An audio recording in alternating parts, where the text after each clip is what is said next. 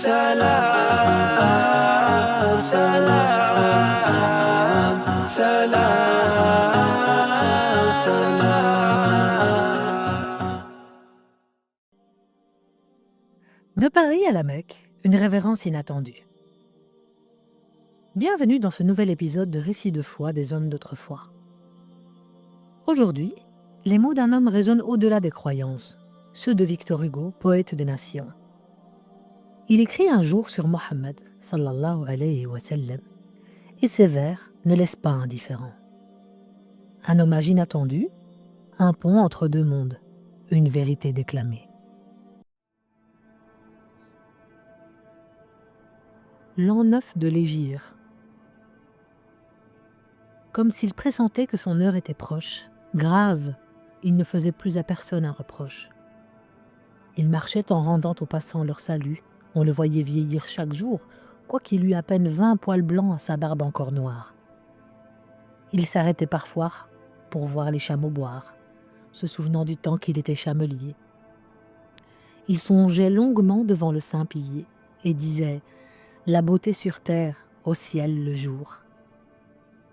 Il semblait avoir vu l'Éden, l'âge d'amour, les temps antérieurs, l'ère immémoriale.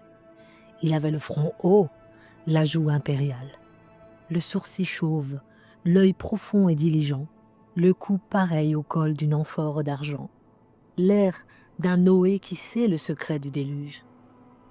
Si des hommes venaient le consulter, ce juge, laissant l'un affirmer, l'autre rire et nier, écoutait en silence et parlait le dernier. Sa bouche était toujours en train d'une prière. Il mangeait peu, serrant sur son ventre une pierre. Il s'occupait lui-même à traire ses brebis. Il s'asseyait à terre et cousait ses habits. Il jeûnait plus longtemps qu'autrui les jours de jeûne, quoiqu'il perdît sa force et qu'il ne fût plus jeune. À 63 ans, une fièvre le prit. Il relut le Coran de sa main même écrit, puis il remit au fils de Saïd la bannière, en lui disant « Je touche à mon aube dernière, il n'est pas d'autre Dieu que Dieu, combat pour lui. » Et son œil, voilé d'ombre, avait ce morne ennui d'un vieux aigle forcé d'abandonner son air. Il vint à la mosquée à son heure ordinaire, appuyé sur Ali, le peuple le suivra. Et l'étendard sacré se déployait au vent. Là, pâle, il s'écria, se tournant vers la foule. « Peuple, le jour s'éteint, l'homme passe et s'écoule, la poussière et la nuit c'est nous, Dieu seul est grand. Peuple, je suis l'aveugle et je suis l'ignorant, sans Dieu, je serais vil plus que la bête immonde. » Un cheikh lui dit « Ô chef des vrais croyants, le monde sitôt qu'il t'entendit en ta parole crut. Le jour où tu naquis, une étoile apparut, et 3 tours du palais de Khosrows tombèrent. Lui reprit « Sur ma mort, les anges délibèrent, l'heure arrive. Écoutez, si j'ai de l'un de vous mal parlé, qu'il se lève, ô peuple, et devant tous, qu'il m'insulte et m'outrage avant que je m'échappe. Si j'ai frappé quelqu'un, que celui-là me frappe. » Et tranquille, il tendit aux passants son bâton. Une vieille, tondant la laine d'un mouton, assise sur un seuil, lui cria « Dieu t'assiste !» Il semblait regarder quelque vision triste. Et songeait, tout à coup, pensif, il dit « Voilà, vous tous, je suis un mot dans la bouche d'Allah. Je suis cendre comme homme et feu comme prophète. J'ai complété d'Issa la lumière imparfaite. Je suis la force, enfant. » Et Jésus fut la douceur. Le soleil a toujours l'aube pour précurseur. Et Jésus m'a précédé, mais il n'est pas la cause. Il est né d'une vierge aspirant une rose. Moi, comme être vivant, retenez bien ceci. Je ne suis qu'un limon par les vices noircis. J'ai de tous les péchés subi l'approche étrange. Ma chair a plus d'affront qu'un chemin n'a de fange. Et mon corps, par le mal est tout déshonoré.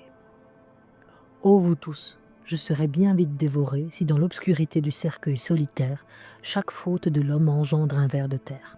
Fils, le damné renaît au fond du froid caveau pour être par les vers dévoré de nouveau. Toujours sa chair revit jusqu'à ce que la peine finie ouvre à son vol l'immensité sereine. Fils, je suis le chant vil des sublimes combats, tantôt l'homme d'en haut, tantôt l'homme d'en bas. Et le mal dans ma bouche avec le bien alterne, comme dans le désert le sable et la citerne. Ce qui n'empêche pas que je n'ai, ô croyant, tenu tête dans l'ombre aux anges effrayants, qui voudraient replonger l'homme dans les ténèbres. J'ai parfois dans mes poings tordus leurs bras funèbres. Souvent, comme Jacob, j'ai la nuit, pas à pas, lutté contre quelqu'un que je ne voyais pas. Mais les hommes surtout ont fait saigner ma vie. Ils ont jeté sur moi leur haine et leur envie. Et comme je sentais en moi la vérité, je les ai combattus, mais sans être irrité. Et pendant le combat, je criais « Laissez faire, je suis seul, nu, sanglant, blessé, je le préfère. Qu'ils frappent sur moi tous, que tout leur soit permis. Quand même se ruant sur moi, mes ennemis auraient, pour m'attaquer dans cette voie étroite, le soleil à leur gauche et la lune à leur droite. Ils ne me feraient point reculer. C'est ainsi qu'après avoir lutté 40 ans, me voici arrivé sur le bord de la tombe profonde, et je devant moi Dieu, derrière moi le monde. Quant à vous qui m'avez dans l'épreuve suivi, comme les Grecs Hermès et les Hébreux Lévi, vous avez bien souffert, mais vous verrez l'aurore. Après la froide nuit, vous verrez l'aube éclore. Peuple, n'en doutez pas, celui qui prodigua les lions au ravin du Jebel Kronega, les perles à la mer et les astres à l'ombre, peut bien donner un peu de joie à l'homme sombre.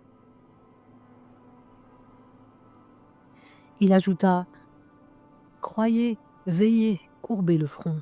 Ceux qui ne sont ni bons ni mauvais resteront sur le mur qui sépare Éden d'avec l'abîme, étant trop noir pour Dieu, mais trop blanc pour le crime. Presque personne n'est assez pur de péché pour ne pas mériter un châtiment. Tâchez, en priant, que vos corps touchent partout la terre. L'enfer ne brûlera dans son fatal mystère que ce qui n'aura point touché la cendre, et Dieu, à qui baise la terre obscure, ouvre un ciel bleu. Soyez hospitaliers, soyez saints, soyez justes. Là-haut sont des fruits purs dans les arbres augustes. Les chevaux scellés d'or et pour fuir aux 7 cieux, les chars vivants ayant des foudres pour essieux. Chaque houri, sereine, incorruptible, heureuse, habite un pavillon fait d'une perle creuse. Le Jahannam attend les réprouvés, malheur. Ils auront des souliers de feu dont la chaleur fera bouillir leur tête ainsi qu'une chaudière. La face des élus sera charmante et fière. Il s'arrêta, donnant audience à l'esprit, puis poursuivant sa marche à pas lents, il reprit « Ô vivants, je répète à tous que voici l'heure où je vais me cacher dans une autre demeure. Donc hâtez-vous, il faut, le moment est venu, que je sois dénoncé par ceux qui m'ont connu, et que si j'ai des torts, on me crache au visage. » La foule s'écartait, muette à son passage. Il se lava la barbe au puits d'Aboulfeya. Un homme réclama 3 drachmes qu'il paya, disant « Mieux vaut payer ici que dans la tombe. » L'œil du peuple était doux comme un œil de colombe. En regardant cet homme auguste, son appui, tous pleuraient. Quand plus tard il fut rentré chez lui, beaucoup restèrent là sans fermer la paupière et passèrent la nuit couchés sur une pierre. Le lendemain matin, voyant l'aube arriver, « Abou Bakr, dit-il, je ne puis me lever. Tu vas prendre le livre et faire la prière. » Et sa femme Aïcha se tenait en arrière. Il écoutait pendant qu'Abou Bakr lisait, et souvent, à voix basse, achevait le verset. Et l'on pleurait pendant qu'il priait de la sorte. Et l'ange de la mort vers le soir à la porte apparut, demandant qu'on lui permît d'entrer. Qu'il entre. On vit alors son regard s'éclairer de la même clarté qu'au jour de sa naissance. Et l'ange lui dit : « Dieu désire ta présence. » « Bien, dit-il. » Un frisson sur ses tempes courut. Un souffle ouvrit sa lèvre. Et Mahomet mourut. Assalamu alaikum wa rahmatullah. Si vous êtes arrivé jusqu'ici, eh bien, je vous en remercie. Nous allons à présent nous plonger dans le rappel de certaines leçons fondamentales à retenir. Avant de commencer à voir les différentes leçons à en tirer de ce poème, je tiens à exprimer toute ma gratitude à mon ami qui a prêté sa voix pour lire avec émotion et justesse le poème de Victor Hugo. Merci d'avoir accepté avec bienveillance et générosité de faire vivre ces vers dans cet épisode. Aujourd'hui, nous allons voir 3 leçons à en tirer de ce poème. La première leçon sera le fait de chercher la vérité même au-delà de soi. Au XIXe siècle, dans un monde marqué par les ambitions coloniales et la supériorité autoproclamée de l'Occident, Victor Hugo a choisi un autre chemin. Sans Internet, sans accès direct aux érudits musulmans, il a pourtant cherché, lu et étudié. D'ailleurs, on peut le voir à travers le poème, les différents petits détails, à quel point il a été loin dans sa recherche. C'était une démarche courageuse, s'aventurer hors de son propre héritage intellectuel pour rendre justice à une figure qu'il aurait pu ignorer ou dénigrer. Pour nous, musulmans, c'est un rappel. Ne restons pas dans l'ombre du connu. Apprenons à nous tourner vers l'autre, à comprendre ses mots, ses visions, ses luttes, afin que notre foi soit éclairée et non enfermée. La deuxième leçon à en tirer sera l'héritage de la rencontre et du respect. Le poème de Victor Hugo est plus qu'un hommage. Il est un pont entre 2 mondes que l'histoire opposait. Dans une époque où la conquête et l'appropriation étaient la norme, il a choisi le respect et la reconnaissance. C'est un appel pour notre temps. Même lorsque les discours dominants prônent la méfiance ou la séparation, nous pouvons choisir le dialogue, l'ouverture et l'admiration sincère de ce qui est noble chez autrui.